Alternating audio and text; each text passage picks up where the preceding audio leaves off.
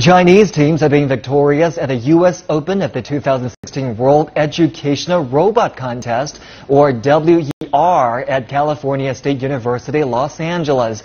More than 300 primary and secondary school students worked in teams to build robots that allow them to complete tasks such as moving an object onto a balance and interacting with a catapult.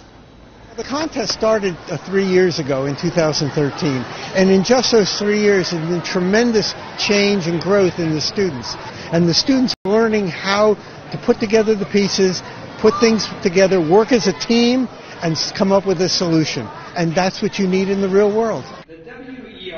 The team from China's Guangxi Zhuang Autonomous Region won the primary school division. The team from Zhejiang Province took the secondary school division. The winners of the U.S. and Canada competitions will compete against each other in the 2016 WER Global Finals, which will be held on November 19th and 20th in Shanghai.